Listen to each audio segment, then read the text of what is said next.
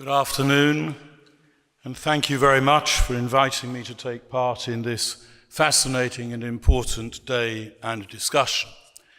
I will speak from the perspective of Parliament and also from the perspective of my own Orthodox Jewish faith, but in no sense do I purport to be a spokesperson for either.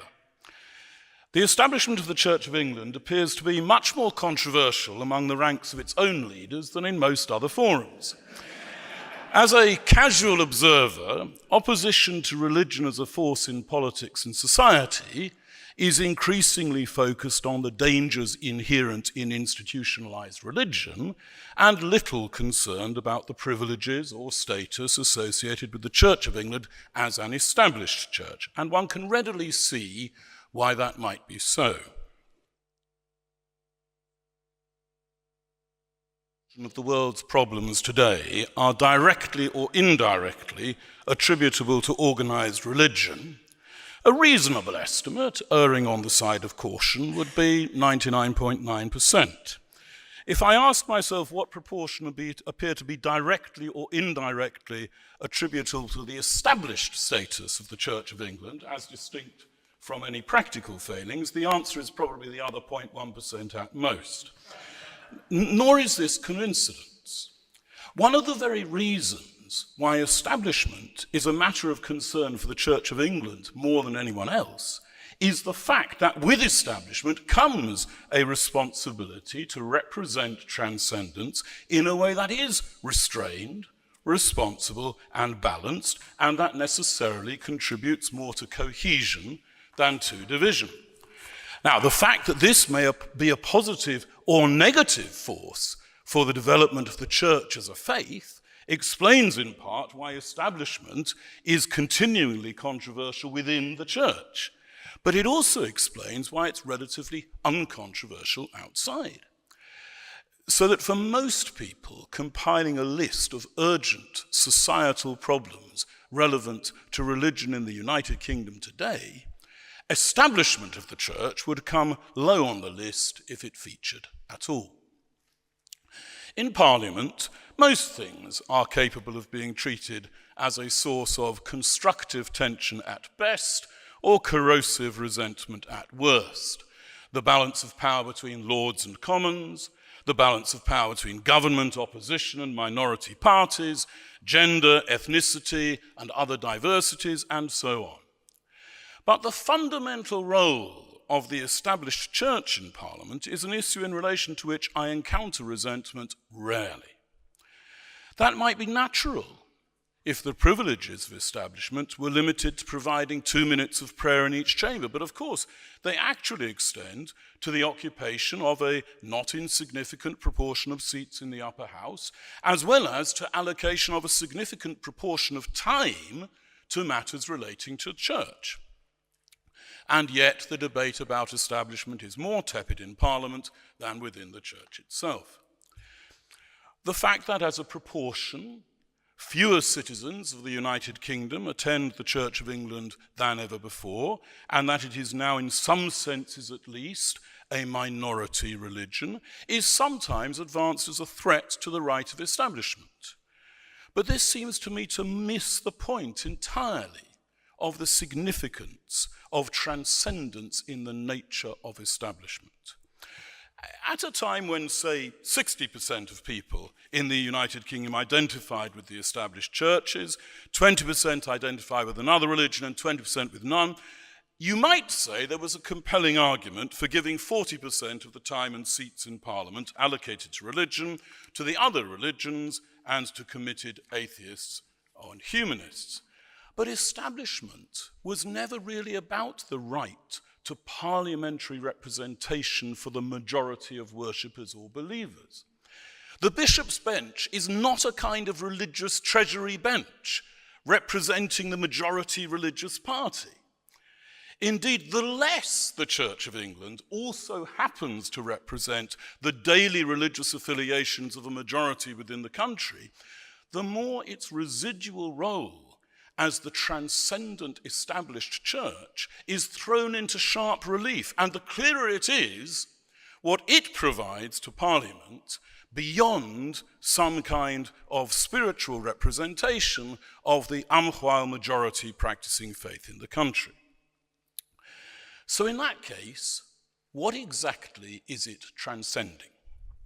And the answer is, it provides a religious transcension of the biggest religious problem, division.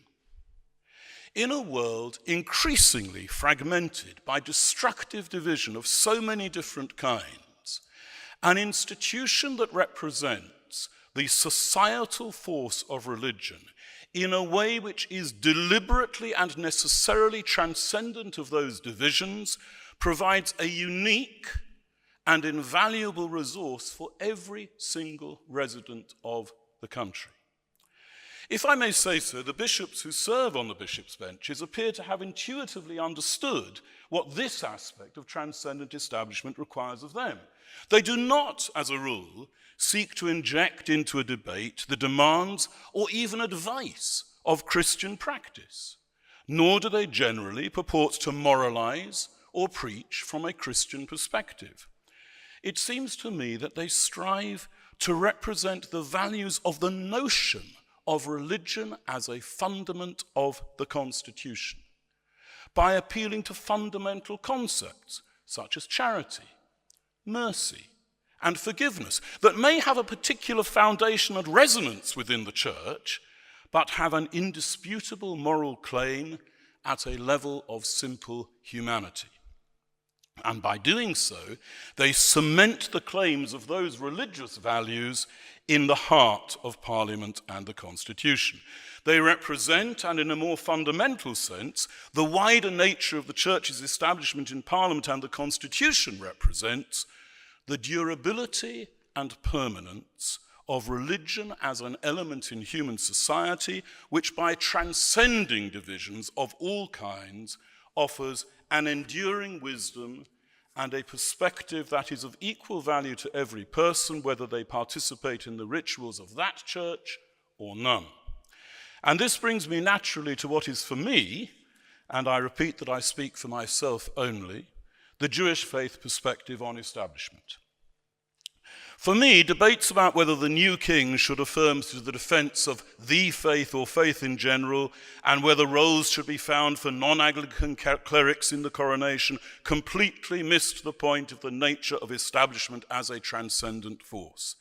The idea that there should be some kind of proportional representation in religious involvement in the coronation in itself is not a unifying concept, but an approach that reinforces sectarian division and defies the depth of ecumenicalism which is capable of being at the heart of establishment. When I see a bishop officiating at the coronation or any other state occasion, I do not see a representative of the 49% of the population, or whatever proportion it is from time to time, that identify with Anglicanism. I see a neutral representation of a church that accepts the continuing burden of establishment, acknowledges a responsibility to humanity as a whole, whose participation is a message that the fundamentals of religion in an inclusive and non-sectarian way are core values and components of the British Constitution that transcends the buildings, clerics, and rituals of the Church of England. As someone who adheres to a particular religious faith, it is more valuable for me to know that I live in a country that respects and protects the concept of religion as a constitutional principle than it would be to have a token rabbi in the House of Lords. I can understand the urgency of the voices within the Church of England who find this kind of responsibility for transcendence obstructive to their own spiritual aspirations. But I also believe that it's important for me to come to this conference today speaking from two entirely external perspectives to encourage the leaders of the established church to cherish the value that you provide to society as a whole by virtue of that transcendence that is at the heart of the notion of establishment. Sounding the voice of religion without being partisan in a sectarian or denominational sense is a thin and wobbly line to tread. But I see the church treading it, for the most part, successfully in an apparently intuitive and subliminal way. It is to that aspect of your success that I draw attention in my remarks today, and it is that aspect of your importance that I encourage you to embrace and perpetuate. Thank you very much for listening.